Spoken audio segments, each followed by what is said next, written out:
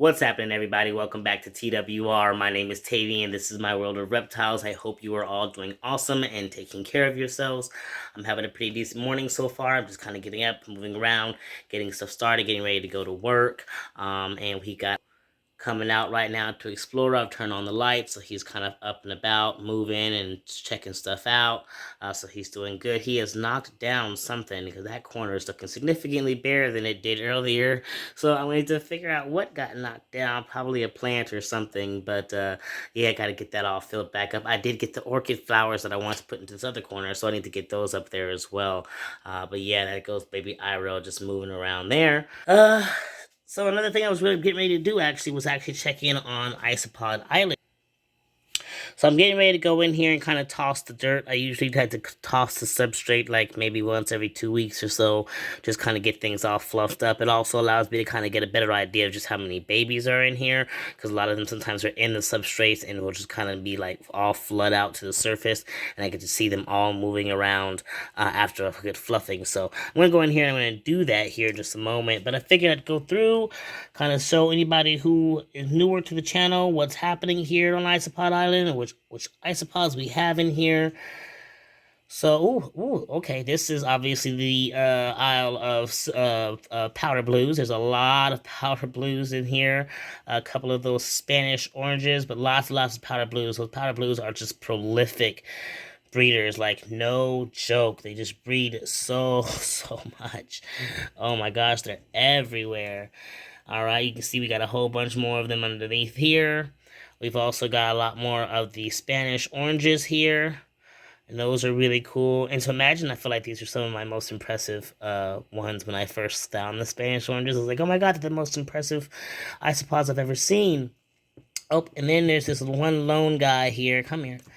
This one here, it's something, something clown, something or other. Oh, it looks like it might even be get ready to molt. But something or something other clown. And I had a bunch of these, and I think I had it put some in one of the enclosures, and I haven't really seen much happening from them since. And then I had a bunch more in here, but now I know, yeah, there was a few more in here, but I think at some point I like to dig out of this and take bits of it for the springtails that are in the dirt, and sometimes I get handfuls, and sometimes there might be some older isopods in there, and so I think I might have just dispersed these all throughout some of my other bioactive enclosures. And so hopefully I'll start seeing maybe some more of those there, but there was never really that many to begin with. So they might just be like one of these in each of the enclosures around. And so they're just lone guys, but maybe I need to get some more and see if we can get them breeding, because I have not seen babies from them at all. But then again, of course, I can't tell the babies from each other at all, because they all just look like little tiny pods. So yeah, that's that beauty there. Something clown or other. More Spanish oranges under that. So yeah, Spanish oranges and the silver blues, or the powder blues, seem to be the most prolific of the breeders. There's one of our new members here. That's one of the orange Dalmatians. See if I can find some more of those. There's another one. There's another orange Dalmatian there. Ooh la la la la. Ooh yeah, close up, close up. It's your close up time. That's just more of the Spanish oranges. I feel like, well, maybe you'll see more as I uncover things, because I usually see a lot of the blah blah blah blah blah. Oh, like there's some of the papaya, or there's one of the papayas. That one right there looks different than the orange ones. That one's crawling on top. That's one of the papayas. There's more of those in here too, and I don't really know where they're at right now. Actually, I do know they're probably inside of these cork pieces, because they can really jam themselves in there. And I noticed that with the papayas, they do like to jam themselves into the tightest little holes, and so I think they themselves are like burrowed into the cork pieces, as opposed to everyone else that kind of sits along the outside. But I do notice that the papayas do a lot of burrowing into the cork, so they're going to be a little bit harder to find. But yeah, there's that one right there.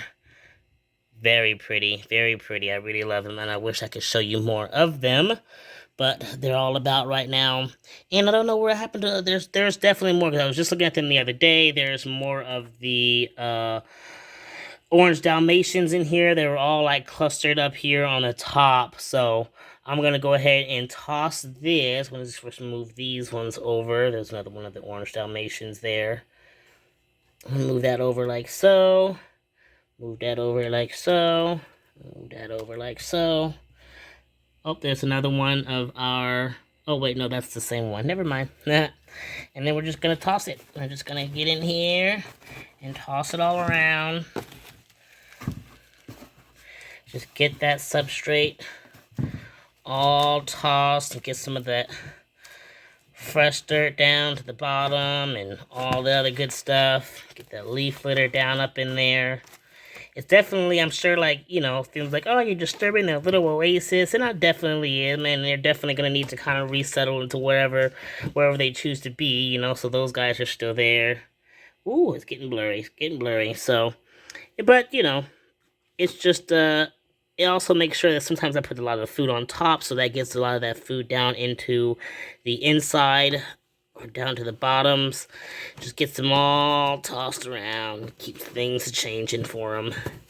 Keeps it fresh. At some point, I will probably put some fresh stuff in here. I'm thinking maybe even some cork bark. Just to change it up a bit. So many babies. So many babies. Oh my goodness gracious. Alright, so I'm going to go ahead and put that over there, like so. Put that one there, like so. Oh, this one over here, like so. Put that little leaf right there. Alright. Sweet. That's all refreshened. And you can see how much life just kicked in here. Look at all that life. All that life. All those babies. So many babies. So many little isopods. This is so fun for me. This is so fun for me. And I know a lot of people keep their isopods individualized so that, you know, you can see how they're breeding. And, of course, maybe people sell them. I'm not looking to sell them. I just want to enjoy them as they are. You know, at some point, obviously, I'll probably take out, you know, like the silver blues. The powder blues, they are getting a little prolific in breeding. And so, like, at some point, I'll probably take one of those cork pieces that have a bunch on them and, you know, and pop those off into a different container. Or, you know, maybe that they could be sold or whatever, but for the most part, I'm just letting this do what it do. And as it gets bigger, and as I feel like, okay, maybe it's getting a little crowded in here, maybe there's not enough space for everybody, like, I will make this space bigger. But for right now, everybody's super tiny. Nobody needs any major amount of space. But they all got a lot of space. They can all separate. They can choose to go where they want to go. Yo, look at all those little babies. Look at them. Hello, little Spanish orange blue.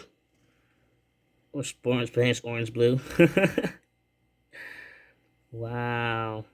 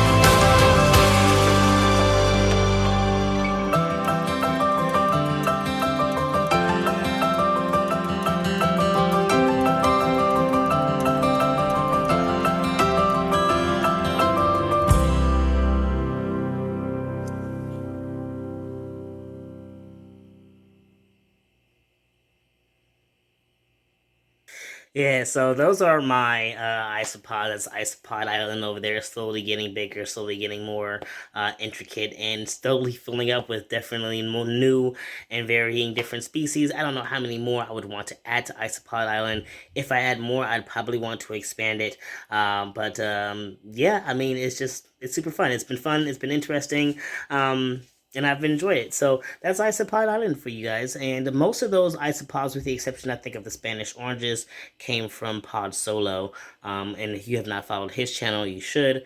And check out some of his products. He's got a lot of great stuff, bioactive enclosures, including different isopods and springtails and such. So definitely check out Pod Solo if you have not already.